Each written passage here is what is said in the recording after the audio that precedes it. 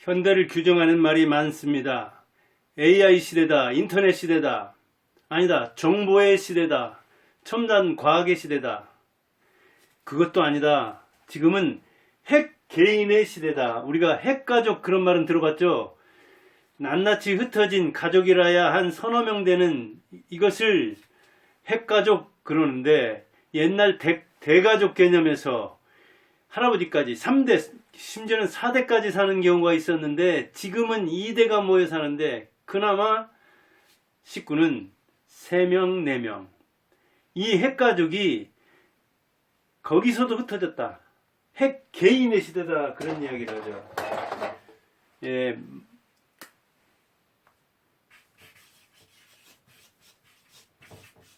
집에 있는 서너 명도 낱낱이 흩어졌다는 이야기입니다. 모래알처럼. 송기령, 송영기라는 사람은 정치하는 사람이고 송기령이라는 마이너라이너라고 하는데 마음 캐는 사람이라고 합니다. 뭐 AI라든가 인터넷이라든가 이런 데서 정보를 통해서 강연도 많이 하는 유명한 사람이죠. 그 사람이 책을 썼어요. 핵개인의 시대. 송기령. 현대는 어떤 시대다?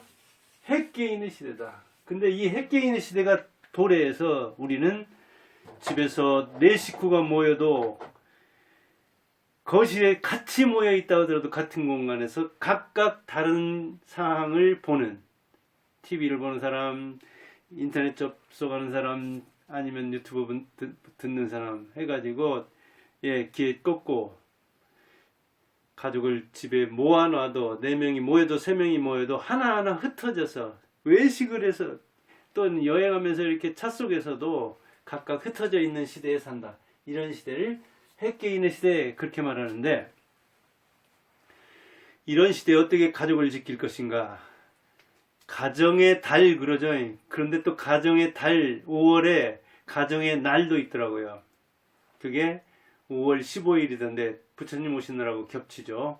어린이날, 어버이날, 성년의 날, 스승의 날, 뭐 부부의 날 5월에만 보니까 무슨 날 달력 간단히 보니까 한 15일 안팎이 15일 내외가 무슨 날인가가 붙은 거예요. 이게 1일 날부터 시작했잖아요. 근로자의 날.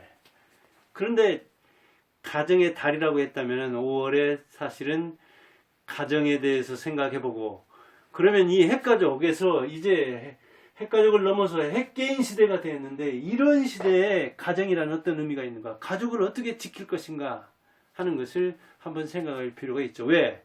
코로나 이후에 직장에서만 직장인들끼리 멀어진 게 아니라 진짜 핵개인 시대가 도래했다는 것을 집에서도 느낀다는 거예요.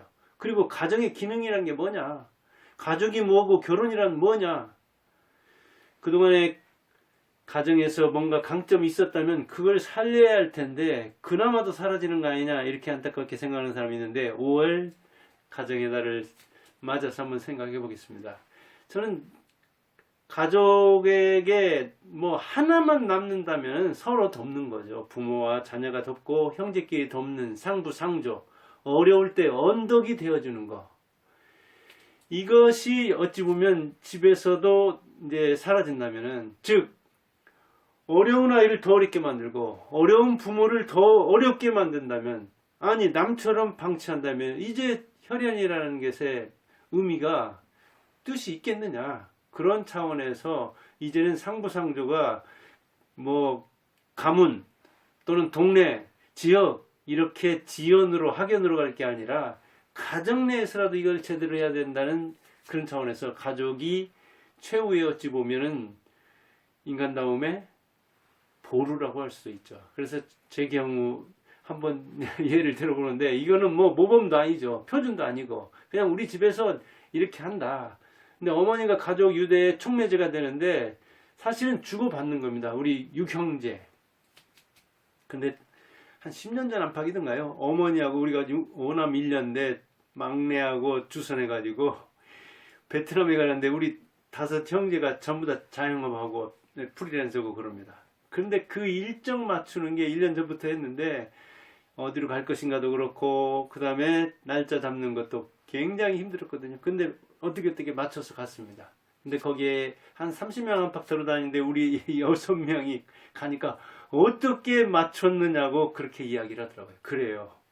가족이 여행을 뭐 국내로 가든 아니면 해외로 가든 그 일정 잡는 것부터가 이제 전부 다 사회생활을 할 때는 굉장히 힘들더라고요, 이게. 그리고 어머니는 그때 그 뭐랄까 그때 아니면 그때 뭐 이렇게 무릎이라든가 허리라든가 이런 걸 봐서 건강 상태를 봐서 그때가 아니면 걸어갈 수 그때도 역시 그 여행 가서도 휠체어 타고 다니고 그랬습니다. 그러니까 우리 집을 보면 되게 이제 어머니가 가족 유대를 힘쓰려고 희생하는 차원도 있고 그러나 주고받는 거죠. 어머니가 주는 것도 많기 때문에 어머니가 그런 일을 하려고 하면은 자녀들이나 며느리들이나 사위 대체로 순종하는 스타일입니다.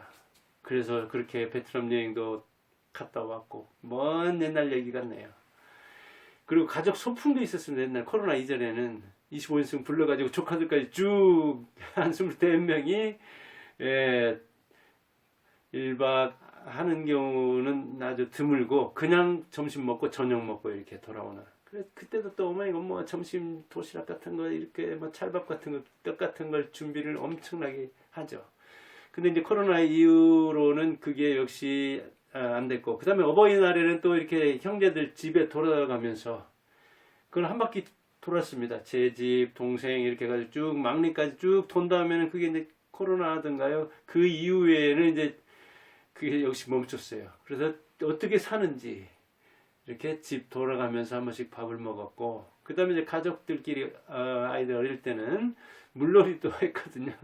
그것도 역시 20명 넘게가 막 움직이려니까 그러나 이제 그 뭐 일정이 안 맞고 그러면 빠지기는 하지만 대체로 그것도 굉장히 오랫동안 했습니다. 그러니까 어찌 보면 며느리 입장에서 자식들 입장에서 행사가 많죠.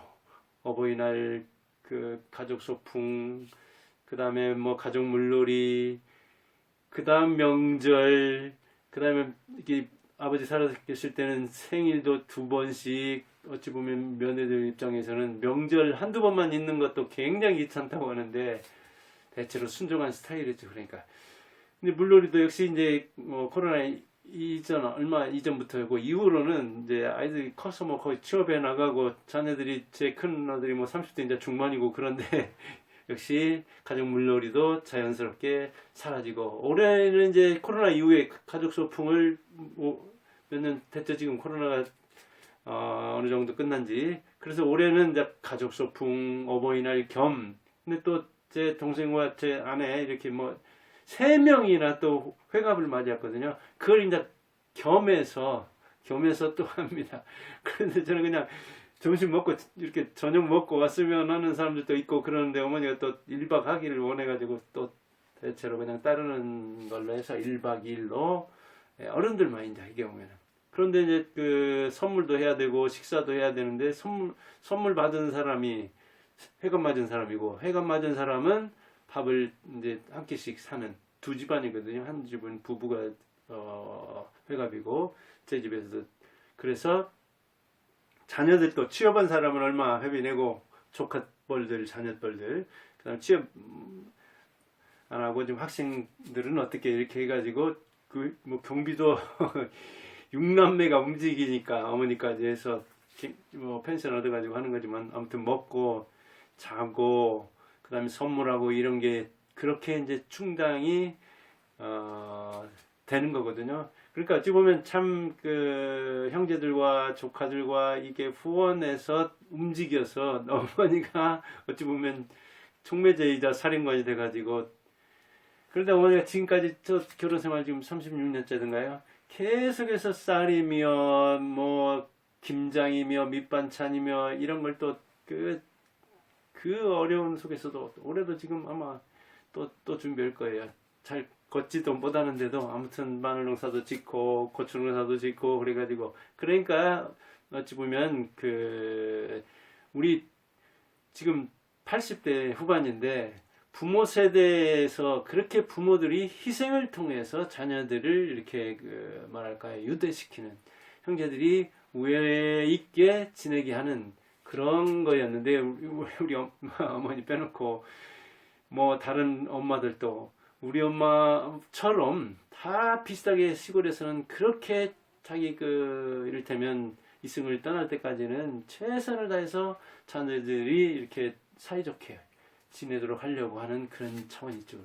우리 엄마 동네에서도 보면 뭐 조금 뭐랄까요, 극성이랄까요, 열연하달까요, 하여간 열정이랄까요, 그런 측면이 있긴 하지만 다른 부모들도 보면 되게 그렇습니다. 그렇게 자기 희생을 통해서 자녀들이 우애를 돈독히 하도록 하려는 그런 게 보이거든요. 그게 이제 80대, 70대 농촌에서 볼 수 있는 모습이고, 우리 같은 이제 이 60대들은 자녀들도 적고, 6남매, 저는 둘, 아들만 둘인데, 이게 이제 그 다른 문화도 많이 달라져서 옛날 우리 어머니가 하던 식의 뭐랄까요, 그 중심이 되어서 자녀들을 이렇게 끌어모으는 그런 스타일은 이제 자녀 숫자도 적고 문화도 달라졌기 때문에 어렵겠지만, 어찌됐든 이 핵개인 시대가 왔는데 그래도 그나마 있는 서너 명의 가족이라도 뭐랄까요, 상부상조하는, 적어도 어려울 때 언덕이 되어주는 그런 사람이 되기를 바라면서, 이 가족의 달에 핵가족을 넘어서 핵개인 시대가 되었다고 하는데, 이 핵개인이